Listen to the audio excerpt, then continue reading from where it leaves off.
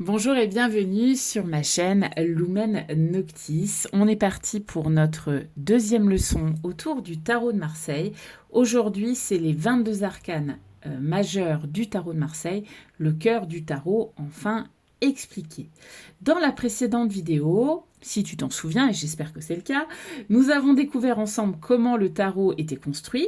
Aujourd'hui, on va aller s'intéresser à ces véritables stars-là que sont les 22 arcanes majeurs. Et si tu débutes, tu vas vite comprendre pourquoi tout le monde en parle. Parce qu'entre nous, quand on ouvre un tarot pour la première fois, la première carte qui va nous sauter aux yeux, c'est pas forcément le 6 de denier, tu vois. L'idée, c'est que c'est plutôt des cartes comme le diable, la maison Dieu, la mort. Là, tout le monde s'arrête dessus tout de suite. Et c'est bien normal. À la fin de cette vidéo, tu sauras ce que sont réellement les arcanes majeurs, pourquoi ils sont si importants et surtout pourquoi ils racontent une histoire bien plus passionnante qu'une simple succession de cartes. Alors, installe-toi, prends de quoi noter si tu en as besoin, une petite boisson et on y va, on commence. Les arcanes majeures, c'est quoi exactement? Tu le sais maintenant, le tarot de Marseille, il est composé de 78 cartes. Parmi elles, on en a 22 qui occupent une place toute particulière, donc ce sont les arcanes majeures. Souvent, on commence ici par le mât, ou le mat, tu le prononces comme tu veux, et se termine avec la carte du monde. Entre les deux, on trouve des personnages, des scènes, des animaux, des symboles, et surtout énormément de choses à raconter. Il y a un vrai storytelling dans le tarot de Marseille. Chaque arcane représente une grande expérience de la vie. Représente une décision, une rencontre, un bouleversement, une réussite, une remise en question. Bref, toutes les étapes que l'on peut traverser un jour ou l'autre, qu'on l'ait prévu ou pas, d'ailleurs. Pourquoi est-ce qu'on les appelle majeurs? Quand on entend majeur, on pourrait croire que les autres cartes ne servent à rien. Je te rassure, les arcanes mineurs ne sont pas là pour faire de la figuration. C'est pas l'idée. Ils sont tout aussi importants. La différence, c'est que les majeurs parlent de grands tournants de ton existence. Imagine que ta vie soit un film. Comme je le disais dans la première vidéo, les arcanes majeures représentent les scènes dont tu te souviendras encore dans 10 ans. Les mineurs, eux, racontent tout ce qui se passe entre ces grands événements, les émotions, les discussions, les petits succès, les doutes, les imprévus. Autrement dit, les majeurs donnent le scénario et les mineurs ajoutent tous les détails et toutes les nuances. Est-ce que les arcanes racontent une histoire? Spoiler alerte, la réponse est oui. Et c'est probablement la façon la plus simple de les comprendre. Imagine un personnage qui quitte sa maison sans vraiment savoir où il va. C'est le mat, tu vois. On a l'impression qu'il ne sait pas trop où il va. Il avance, il découvre, il expérimente. Puis ensuite arrive le battleur. Il apprend à utiliser ici ce qu'il possède. Petit à petit apparaissent les règles, les rencontres, les choix, les réussites, les remises en question, les épreuves. Et plus on avance, voilà, et ensuite on arrive jusqu'au monde qui symbolise une forme d'accomplissement. Attention, ça ne veut pas dire que notre vie suit exactement cet ordre et cette succession d'étapes, bien évidemment. Tu l'auras compris. Sinon, ça serait un peu trop facile, pour le coup. Il nous arrive souvent de penser avoir compris une leçon avant que la vie, finalement, nous dise gentiment « On va y retourner faire un petit tour, juste pour être sûr que tu aies bien tout compris. » Et nous voilà repartis sur un nouveau cycle. Donc le tarot fonctionne souvent, finalement, de la même manière que la vie. On va aborder une erreur que font beaucoup de débutants. Lorsque l'on découvre le tarot, on cherche immédiatement une définition. Le chariot signifie quoi? Le pape, ça veut dire quoi? Et la justice?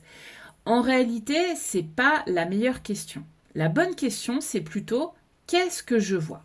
Je t'invite à regarder les personnages. Que font-ils? Où regardent-ils? Vers l'avant, vers l'arrière, vers le bas, vers le haut, enfin tu l'auras compris. Est-ce qu'ils sont immobiles? Est-ce qu'ils sont en mouvement? Qu'est-ce qu'ils tiennent finalement dans leurs mains? hein, qu'est-ce qu'ils ont dans leurs mains, quels détails attirent finalement ton regard. Le tarot, c'est avant tout, pour moi, un langage visuel. Avant de chercher une réponse dans un livre, prends quelques minutes pour observer. Après, tu peux effectivement aller regarder la signification si tu le souhaites, mais déjà, observe et dis-toi que ton observation t'appartient et que c'est celle-ci qui te permettra de mieux comprendre ce qui se déroule sous tes yeux finalement. Tu vas être surpris de tout ce que tu pourrais déjà comprendre par l'observation, tout simplement par ça. Ensuite, les cartes, est-ce qu'elles sont forcément positives ou négatives? Je vais casser un mythe parce que j'ai beaucoup vu ça passer sur les réseaux. Non, les cartes ne sont ni toutes positives ni toutes négatives. Il n'existe pas de cartes entièrement positives ou entièrement négatives. Oui, même le diable, oui, même l'arcane sans nom, et oui, même le soleil qui peut parfois annoncer quelques complications, même si c'est une carte à la base qui apparaît comme positive. Je sais que ça fait beaucoup de révélations d'un coup. Le problème, c'est qu'on adore mettre les cartes dans des cases, et ça se voit beaucoup aujourd'hui. En disant celle-ci elle est gentille, celle-ci elle est méchante. Enfin ouais, c'est un peu comme si on mettait des étiquettes sur le dos des gens. Alors qu'en réalité, une carte prend son sens finalement en fonction de la question posée et des cartes qui l'entourent. On l'a dit, pour moi, le tarot de Marseille, c'est avant tout, quand on le tire, c'est une synergie des cartes. Donc le tarot, c'est un dialogue et les cartes dialoguent entre elles. C'est pas un dictionnaire et c'est pas une réponse toute faite. On n'est pas du tout là-dessus.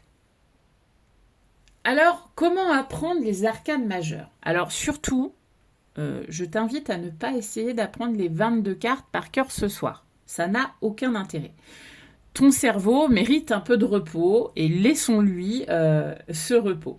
Je te conseille plutôt de prendre ton temps. Observe une carte une par une. Pose-toi des questions. Lis différentes interprétations, éventuellement, compare-les si tu as déjà des supports pour ça. Mais déjà, commence par les observer et note ce que tu observes. Voilà, dans ton carnet, les premières pages doivent être consacrées à ça. Je te conseille de prendre une page, une carte et de noter toutes tes observations et tout ce qui te vient avant même d'aller vérifier si c'est bien l'interprétation convenue ou convenable. Voilà. Ensuite, tu compareras tes annotations effectivement à, on va dire, au sens conventionnel des cartes. Et regarde aussi comment cette carte apparaît dans tes tirages, éventuellement si tu commences déjà à faire des tirages. Petit à petit, tu ne réciteras plus des définitions, tu comprendras les cartes et ça fait toute la différence, qu'on soit clair. Donc, comment va se dérouler cette série? Parce que ça va être une série d'apprentissage. À partir de la prochaine vidéo, on va commencer à étudier chaque arcane majeur un par un ensemble. Voilà. Et ensuite, on suivra toujours la même méthode. On commencera par observer la carte, on fera ça ensemble. Puis, on analysera ses symboles.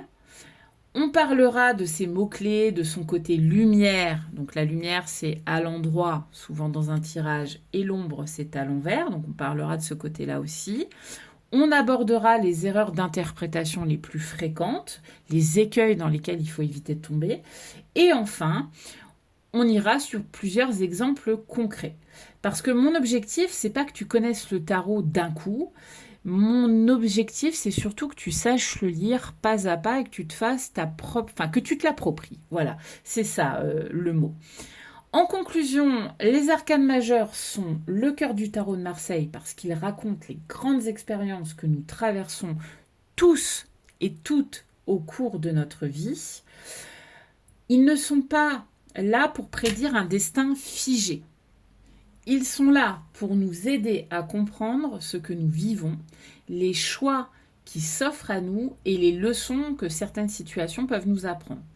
Dans la prochaine vidéo, on va commencer tout naturellement notre apprentissage par le tout premier personnage de cette aventure, qui est donc le mat, ou le mât, ça dépend comment tu veux le prononcer.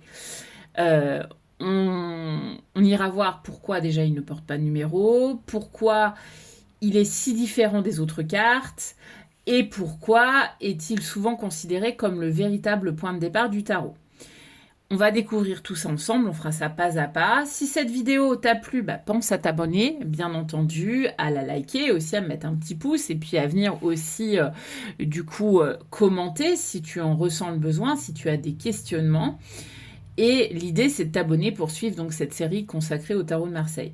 Merci de m'avoir accompagné finalement jusqu'au bout dans cette vidéo. Et promis, à partir de la prochaine vidéo, on commence enfin à parler des cartes une par une et on rentre dans le vif du sujet de l'apprentissage. Voilà, il me reste plus qu'à te dire à très bientôt!